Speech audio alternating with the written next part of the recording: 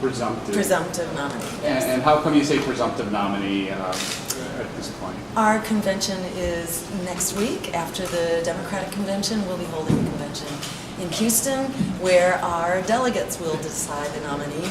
I'm the presumptive nominee because I think I have something like 80% of the delegates at this point, but it's never over till it's over, so we're still waiting for that final decision at the convention in Houston. And why are you stopping here in Connecticut, Stamford, Connecticut, 4 days before the Democratic convention, if I have it right? Yeah, that's right, in Philly. So I was in Rhode Island yesterday, and actually in Vermont and New Hampshire before that. So I'm sort of doing the East Coast at this point to complete our petition drive. The way the ballot works in America is that opposition parties are kept off the ballot, and we have to jump through all kinds of hoops. We have to gather thousands of signatures, about 7,500 I think here in Connecticut, and you have to double that number because the names will get thrown off by a political establishment that does not want opposition voices to be heard. So I'm here to cheer on the ground troops who are out there with their petitions to gather the signatures so that the American people in Connecticut can have a choice on the ballot that is not part of the political establishment that's been throwing people under the bus. But are you on the ballot here yet or no? We're in the process of getting on. We expect to be on, but that won't be completed for another week or two. And when you say people throwing voters under the bus, if I heard you right, how does that happen? Does that happen in Connecticut? I think it's happening everywhere. You know, the American people are tired of a rigged economy, and they're tired of a rigged political system that's created that rigged economy. So that means the jobs that have come back, you know, are low-wage, part-time, temporary jobs. The average wages are barely above poverty. The recovery has been for the few at the top, and the many are still really in a state of emergency. We have an entire generation that is struggling with student loan debt without any real way to get out of it. Black lives are on the firing line. Immigrants are facing deportation. We have a climate crisis that is threatening our future and expanding wars that are making us bankrupt and less secure, not more secure. So the American people are really clamoring for something different. In this election, you know, the two major party candidates are the most disliked and untrusted in history, and a majority of voters are really calling for something else. I'm the one candidate that will be on the ballot who does not take money from big corporations, from super PACs, and from lobbyists. So I have the unique ability to stand up for what it is that the American people are clamoring for. What do you think of the Republican National Convention as it's unfolding right now? It's a very sad commentary on the state of the Democratic Party. I'm sorry, the Republican Party, in that, you know, what are the highlights of this convention? The highlights was Melania Trump plagiarizing pieces of Michelle Obama's speech, and the other highlight was Ted Cruz telling people to vote their conscience. So, you know, and then we have a militarized police force that was basically given $50 million to, you know, prepare for the worst. So this is kind of a commentary on where our political system is going, and the Republican Party in particular. It seems to be in a universe of its own, a kind of toxic kabuki theater that really has very little to do with what the American people are struggling with and the kinds of solutions we need to move forward. I guess just any final thought on your, I guess, what may very well be the option to vote for you on the ballot here in Connecticut. Is there anything in particular or specific that stands out to you about Connecticut itself and why you're here today? Yes. You know, in Connecticut, I really see people who are clamoring for something different. The economy is hurting here. People need jobs. Students are in debt. I am the one candidate that will actually cancel student debt, like like the White House did for the crooks on Wall Street. They canceled their debt for the guys who crashed the economy.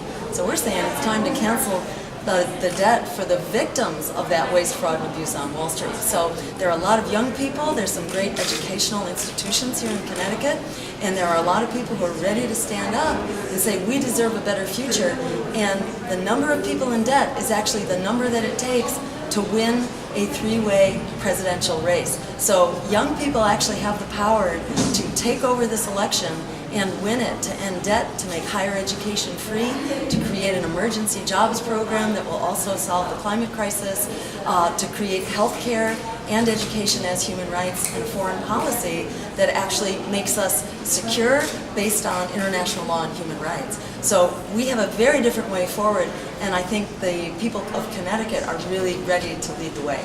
And you really do think you could cancel student debts? Well, we did it for Wall Street to the tune of $4.5 trillion. We gave them a bailout in the form of quantitative easing. What does it take to do this?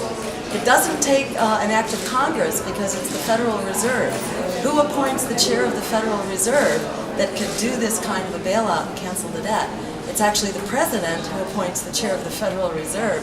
That's why this is such a good news package for young people, because just by coming out to vote, they can take over this election and give us the power actually to cancel student debt and to bring back a whole generation that's been hung out to dry and really disappeared, missing in action because they're so busy trying to keep a roof over their heads, working 2 and 3 part-time jobs. So this is a real shame on our nation that we've allowed this catastrophe to take place for a whole generation.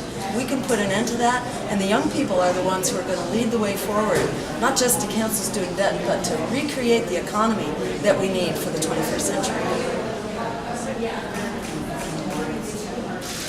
Thank you so much for taking the time. Thank you. Appreciate it. Thank you for coming out. Appreciate it. Hi. Hi. Okay. Hi, Nora. Hi, Nora. Wonderful.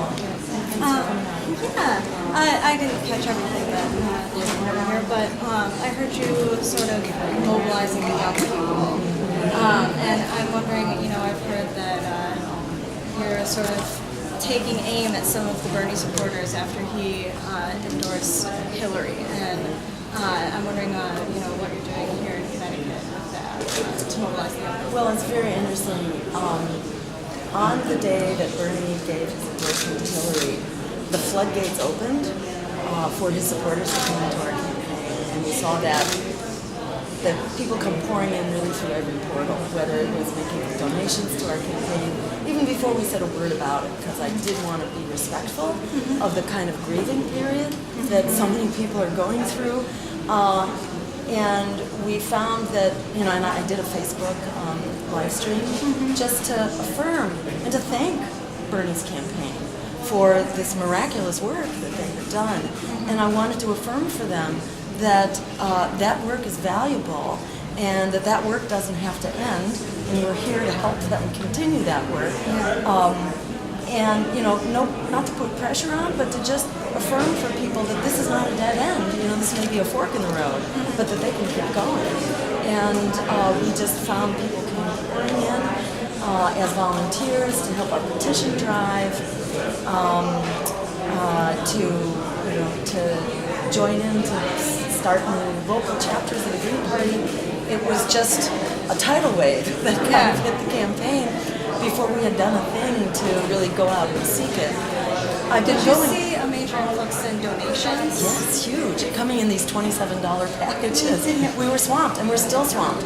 I haven't had a chance to go back and check our database lately, but our donations basically went up 1,000-fold.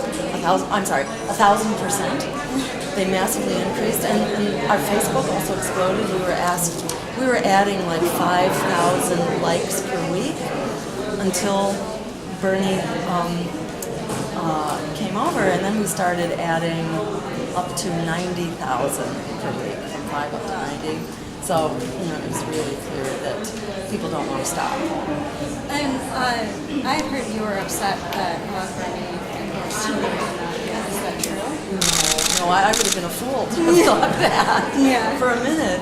Bernie's been very clear, very honest, and I was doing due diligence really to open the door to him and extend a hand and say, if this beating that you've been taking at the hands of the Democratic Party has changed your thinking, we're here for you. Yeah. And I would love to sit down and consider how we might collaborate. I cannot offer the nomination to anybody because it's the delegates who decide, but I can become his advocate if he really saw the light, the green light. Right. If he had learned in this last year, like many of his supporters have learned, that you can't have a revolution in a counter-revolutionary party. What the Democrats did to him, they have done to Dennis Kucinich, who they redistricted, they did to Howard Dean, who was a peace candidate, and they destroyed him with the Dean Scream, concocted PR smear campaign. They did to Jesse Jackson. And when those campaigns were over, it was like they never happened. They never happened. Yeah. Same with Barack Obama. He was going to have a living legacy for his progressivism, but Yeah. that kind of got lost when he appointed Larry Summers, to fix the problem that Larry Summers caused, crashing Wall Street. So you'll have to forgive my bluntness on the question. Sure. In presidential politics, there's a big kids table and a little kids table, and for the most part, third-party and independent candidates for the last 2 decades have sat at the little kids table. What's different about this election that makes you somebody that voters should consider in November? So the voters are wisdom, and the voters are clamoring for what we're offering. And I'm the only candidate that is not poisoned by corporate money, by lobbyists, by super PACs. I'm the only one in the race now. This is why people adored Bernie. And that's what my campaign brings to this, not only as a candidate, but as a political party. So we have the freedom to actually stand up for what it is that voters are desperate for. And that's not only, an honest candidate, but a candidate who will provide the real solutions we need.